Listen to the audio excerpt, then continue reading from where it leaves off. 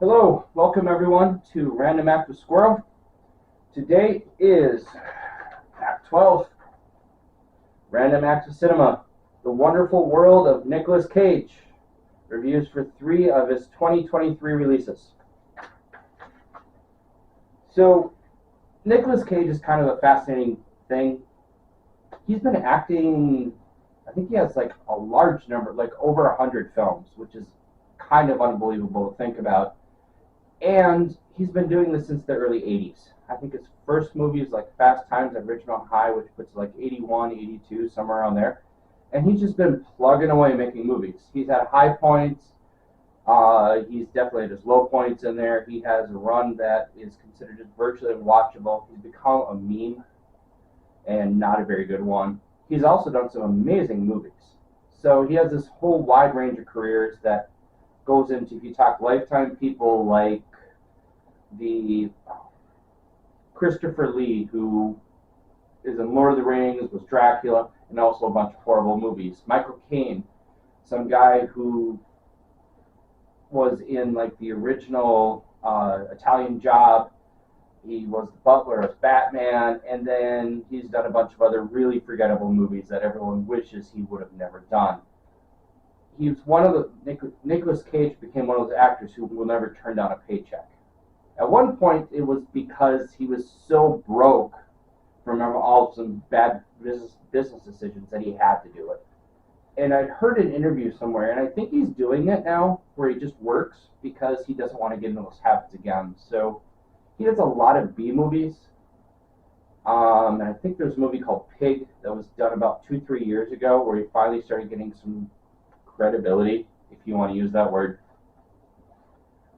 I fell into him where I just didn't think he was, I don't know, his movies, they're not always great, I'll be honest. Some of them are pretty bad. Probably one of the worst movies I ever saw, Drive Angry, has Nicolas Cage in it. It is a bad movie. And there's a run in the 90s, or after you get out of the 90s, when he did his 90s into 2000s at least, where it was just, they're very not good movies, and he deserves to be laughed at for them. I fell into something where I got curious about his acting in a movie called Willy's Wonderland. And it has a very similar plot to Five Nights at Freddy's. My hope is to try to talk with someone about that, and maybe even talk about that movie more. And I became very fascinated by it. And it's quirky. It's definitely sort of a B budget, or like that low budget horror kind of thing where they take an idea and they run with it. And I absolutely loved it. It's got a quick gimmick. It's going to run through it. He doesn't say a single word throughout the whole movie, which is kind of crazy. And I became more curious about his movies. Actually, I'm not the only one, because then people started talking about all the little things that he saw. In 2023, I think I've seen a movie about once a week here at least. So I don't know which week this is in now. You're hitting the beginning of October. Quite a few movies, probably 30, maybe up to 40. And I've seen 3 Nicolas Cage movies so far. I've seen The Old Way, which was released in January. I've seen Renfield, which was released in August, or released in April, although I love to mix those up. And they recently saw something called The Retirement Plan, which had the dubious honor of being the worst opening movie of any things that he saw. The reality is you probably haven't seen any of them. But they're fun movies to see. The first 2 I mentioned, The Old Way and Renfield, are already released on streaming, so you can see them if you want to. I don't think The Old Way is a great movie, but because of the way one of the characters acts in it, I absolutely love the story because I could really relate with it. The base storyline is that he is in The Old Way. It's a Western, and it was hailed when it first came out in January. I think it was like the first movie I saw in January to kick off 2023. It was the first Western with Nicolas Cage in it. And it's pre-spaghetti Western, so you're talking more high noon, you're talking more stoic, more 50s style. And he is a stone cold killer He's hired basically to take people back, dead or alive, and he doesn't care. The movie starts off where he kills off this guy who gets in the way, and then the movie moves forward about 20 or so years later when this boy gets old enough, he gets a posse together and decides to get even with Nicolas Cage's character. It's your usual older story, which or B movie or Western story that you see. What made it really cool was the daughter involved in the father-daughter relationship. And there was a lot of autistic tendencies in it, which I thought was really cool because it was almost like a proto-autistic character. And watching two people who don't know how to relate with the world figure out the rules, and this guy who it almost implies that he was kind of cold that way too, where he didn't understand the rules, try to teach this daughter who's in this kind of where he was at that age. You need to learn how to act like a human almost. And it was kind of, that's what was really cool.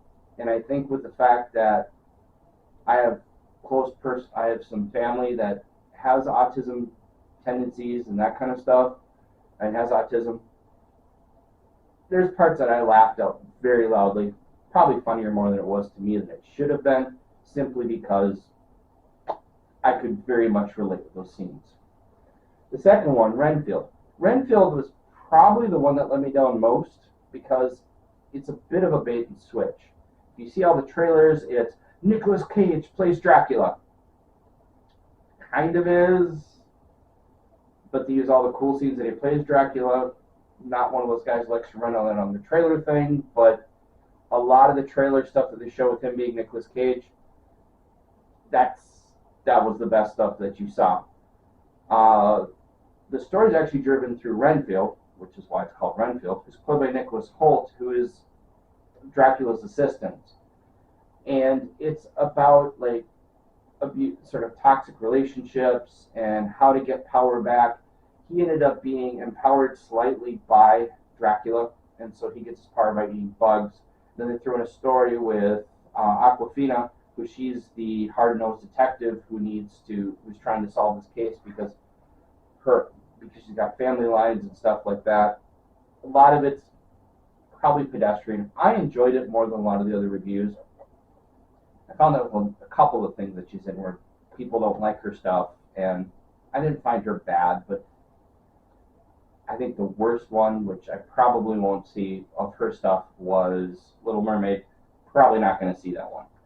But other things like she was in Shang-Chi, I liked that. I thought she was good in that. She plays an obnoxious character in Crazy Rich Asians. I liked her in that. And I thought she was an enjoyable lead enough in that.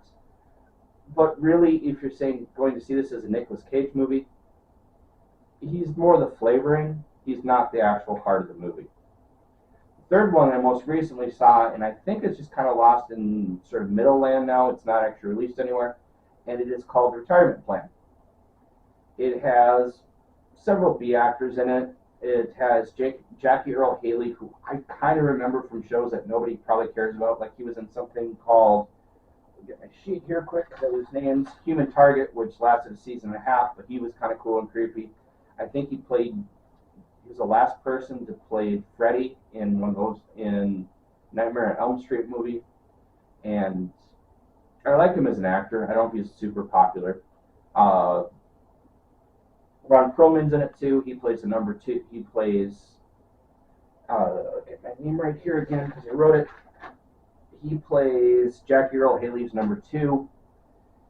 And it kind of feels like one of those movies if someone spent their weekend watching sort of heist, like Get Shorty and Pulp Fiction kind of movies and 90s action movies and said, let's go make a movie, because that's what it feels like. And then, oh yeah, we should choose Nicolas Cage because he was in a lot of those kind of movies. I really liked it. It was fun. The base storyline, and if you watch it, is he is an absent father. The daughter who has a young daughter ends up running into some problems with the mob. Out of desperation, she sends the granddaughter to the door of Nicolas Cage's character, and now he has to step in and figure out what's going on. And then as the plot unfolds, you discover there's more about him than you realize.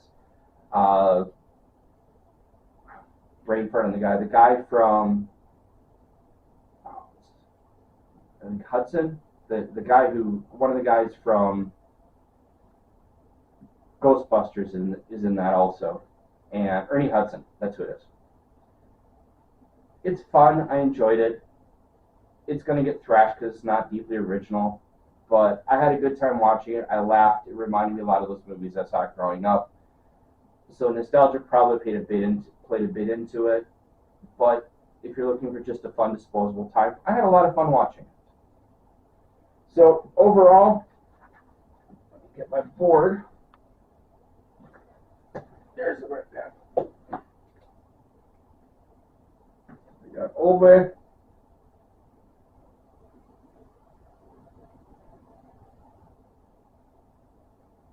We got Renfield.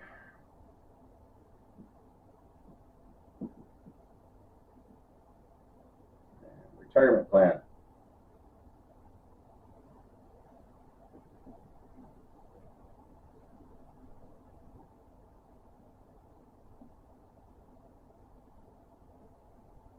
And this probably belonged like three minutes ago, but I think one of the reasons, as I think about why I like a lot of the movies he does, is a lot of these are like lower budget or international movies or Euro films, or Saban does a lot of it. So you talk like Hong Kong, Tokyo, or Hong Kong, Taiwan, that kind of stuff. And there's a certain amount of freedom to them that's kind of weird. There's a certain craziness that they're willing to do. You can see it in the production quality. They're not necessarily as clean as the Hollywood movies, but the stories can be a little bit more fun. They're a little bit different than what you saw. And I think that's probably one of the reasons he likes choosing it, is he can go in, he makes a little bit of money, has fun playing like a one-off character, and just move on. So as far as the old way, we'll write down the reviews here quick.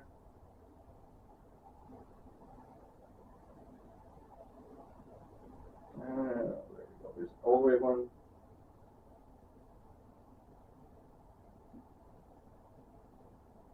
Renfield.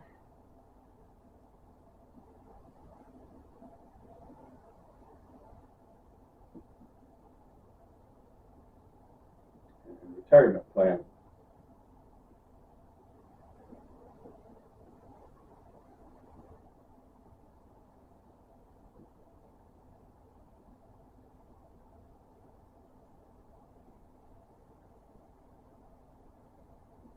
So I don't know if I've done the review thing on here. I don't know if you've seen it before.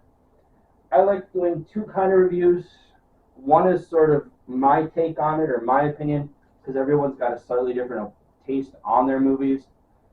And then I try to go more broad, I'll call it actual review, which is more of an honest sort of what is it really. So if you get closer to my taste and you like what I described, lean more towards the my review. If you are going for the actual review, then are just not as interested, go more based on that. So Old Way, for me, because of sort of the emotional connections and sort of understanding the characters, definitely give it 8 out of 10. Realistically, it's probably 6.5. It's not that much better. Renfield, I actually reviewed a little bit less. I gave it 6 out of 10. I thought it was a bait and switch. It's maybe a 6.5. I mean, the story, it's not bad. And then retirement plan, I gave it about 6.5 out of 10. And realistically, it's better than most of the stuff you're going to see, but it's not that good. Probably about a 5.5. And before I head out, another thing I find fascinating, because apparently the Pokemon part of my brain is kicked in, and that's the gotta catch them all, gotta see them all. I found out there's 2 other movies that he's in. One is called, which, let me get my sheet again, Sympathy for the Devil, which looks like it's some version of, he gets into a taxi and just drives someone crazy, and he's the dark man of the past, and it looks very similar in nature to Collateral, which was the Tom Cruise, Jamie Foxx movie, where Jamie Foxx is the unwitting taxi driver who gets sucked into something that he didn't plan on. Another thing that I found that I was at least mildly curious about is something called Butcher's Crossing, where he is a buffalo hunter who goes insane. And I don't even know where it got released. I just bumped into the trailer, saw a couple places where it supposedly exists, but maybe it got lost in the ether. I don't know. Knowing me, I'll have fun watching it. I might be like only of 3 people who will watch it, and the only person who will make a comment about it if I do watch it. But other than that, thank you for your time. Usual bill here. If you like us, if you have any good comments or anything you want to add on the movies that I talked about, put it down in the comments. If you liked what you saw, go ahead and like this video. And if you're liking what you see, please go ahead and subscribe. I would love to find out what people are thinking and love to know that you're regularly following me, that this is going out and reaching somewhere in the YouTube universe, and that kind of like his wild world, as I put here, his wonderful world of Nicolas Cage, that my wonderful world of Squirrel is reaching out, making an impact. Thank you. Have a good day.